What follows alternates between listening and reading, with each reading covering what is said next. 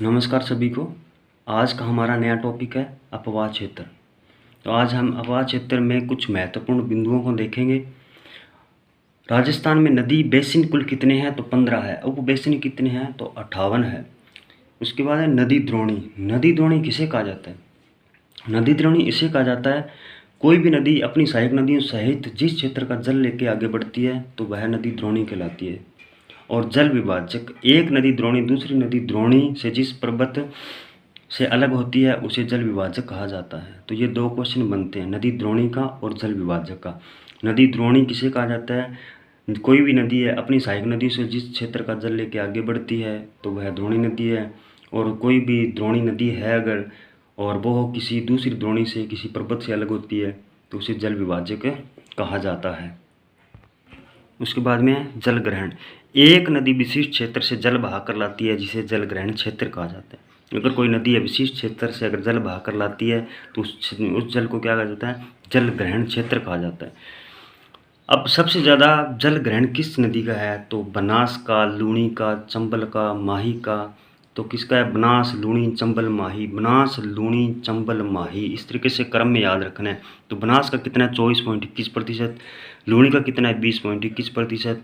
चंबल का कितना है? 17.18%। और माही का कितना है? 9.4% है। तो इसको क्रम में आपने जचा के लिखना है। जैसे बनास, लूणी, चंबल, माही 24.21, 20.21, 17, 18, 9.4, इस तरीके से आपने क्रम में इसको याद रखना है।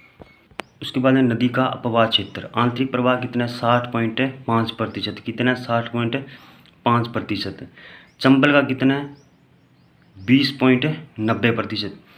लूणी का 10.40, माही का 4.80 और साबरमती का 1% और बनास का 0.90%। इसको क्रम में चंबल, लूणी, माही, साबरमती, बनास, चंबल, लूणी, माही, साबरमती और बनास 20.90, 10.40, 4.80 और 1% और 0.90%, इस तरीके से इसको क्रम में याद रखना है। चंबल का 20.90, लूणी का 10.40, माही का 4.80, साबरमती का 1% और बनास का 0.90%।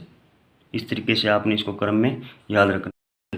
राजस्थान सतही जल कितना रखता है? 1.16%। जबकि भूमिगत जल कितना रखता है?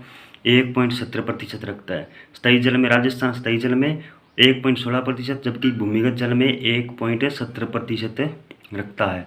सतही जल की दृष्टि से राजस्थान की नदियों का क्रम है वो कौन सा है? चंबल, बनास, माही, लूणी, साबरमती। कौन सा? चंबल, बनास, माही, लूणी, साबरमती। चंबल, बनास, माही, लूणी, साबरमती।